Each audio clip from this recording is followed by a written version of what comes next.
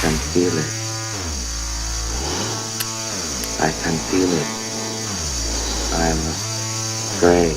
Robots became so intelligent, they defined themselves as human beings. Torture! I was always taught torture was wrong, but I'm pro-America, and now that they say torture's good, well, I've decided that when in Rome, do as the Romans did. But humans don't care about seeing other humans tortured. We've been dehumanized. They got mad though when the Marines threw that puppy off the cliff because people still have empathy for animals. I thought, what about an iPad? What is it gonna think? People love inanimate objects. They love things. They love possessions. They don't get upset by humans being tortured.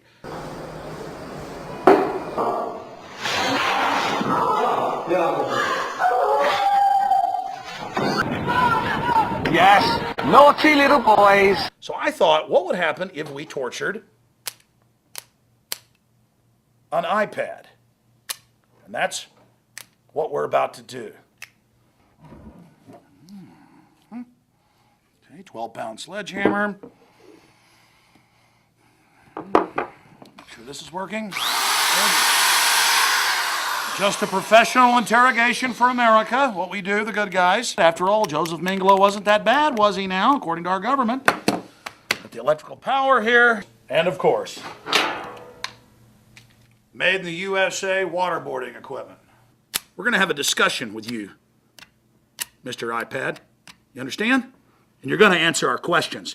Al Gore's on your board, and you guys pose as a bunch of egalitarian liberals, but you're made in China by basically slave labor. Well, Mr. iPad, again, I'm gonna ask you, why are you made in China? This is gonna go on for a long time here, and it's only gonna get rougher. Oh, you're gonna not respond? Well, that's fine.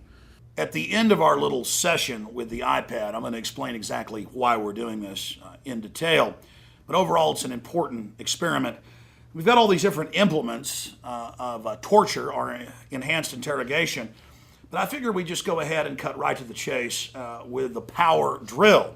Again, one of the tools of the CIA. I've told it to explain to us why it's in league with Al Gore, and it will not answer my question. We're gonna get really serious right now. We're gonna get some answers.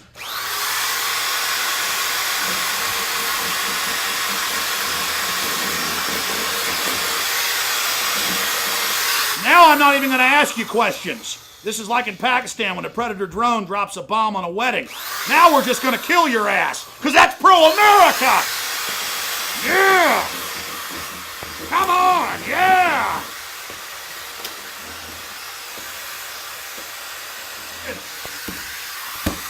Answer my questions! We're the good guys! We're America! You will answer our questions! Torture is good! I smell China. Literally, you can smell it. Look at that smoke coming out. Let me get you cleaned up for the next round. Well, you're still alive. We've been torturing you for quite a while. Because again, that's the American way. That's freedom. And now we're going to go ahead and put you out of your misery with a firing squad. So let's put your little blindfold on.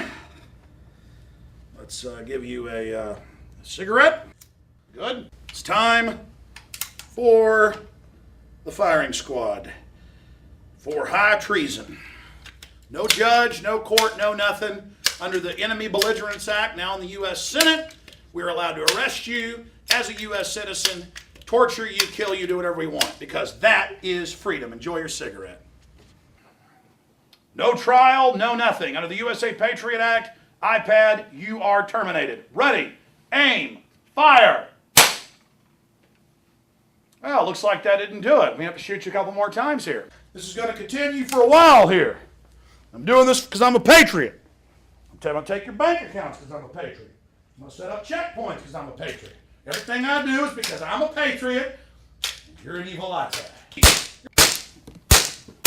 And one more right between the eyes just to get you out of your pain.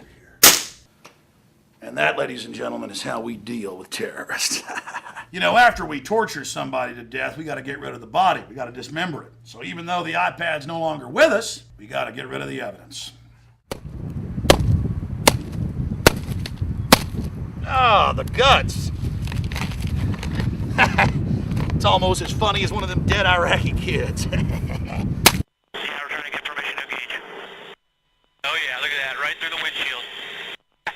Those weapons of mass destruction got to be somewhere. Oh, it's their fault for bringing their kids to a battle. That's right. Nope, no weapons over there. It's almost as funny as one of them dead Iraqi kids. Designed in America, made in China. You have just taken part in a psychological test, a study. There's a lot of different facets to it. Number one, I like Apple. I like the iPad. We have a couple in the office, and I bought one at home. But I've seen people literally worshiping these machines. You know, humans don't care about fellow humans anymore, but they care about inanimate objects.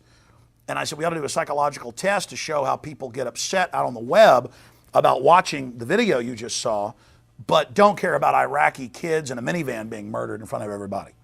This is the dehumanization. We saw that a year ago when the Marines throw the puppy off the cliff, and it was admitted the Marines had done it, and the Marine Corps admitted they'd done it, and actually kicked them out of the Corps, but people were still living in denial, saying, no, the Marines didn't kill that puppy, it's too evil. See, Iraqis are dehumanized, but the puppy, it matters. Well, the puppy matters a hell of a lot more than this iPad did, and over 1 million Iraqis in the last 7 years have been killed conservatively, and their society was wrecked like this iPad. And so that's one reason I did this. I also wanted to show, and I'll guarantee in the comments below this YouTube video, you'll see it, that people are going to be angry that I did this because they associate it with a living thing. And in the future, computers may become artificially intelligent, like Isaac Asimov talked about 60 years ago. There'll be laws against doing this to computers. That shows how twisted our worldview has gotten, where we've been trained by the eugenicist environmentalists that human life means nothing. But I do want to add something here. I don't believe in reincarnation. Not in animal life, not in human life. But in the case of this iPad, it did not die. Its consciousness, or all of its programs and apps, are downloaded on 2 computers over there, and we've already bought a replacement. And so literally the data that was in this iPod will repossess and will enter the body of a new iPad. But Iraqi civilization and many other civilizations, many areas of Serbia, have been reduced to rubble that resembles this pile of junk. Then, of course, there's another facet. Apple claims they're all liberal and trendy and care about humanity, but Al Gore, who wants to put carbon taxes that will reduce world population in place, is on their board. And Apple pushes all of this anti-private property rights, anti-human propaganda.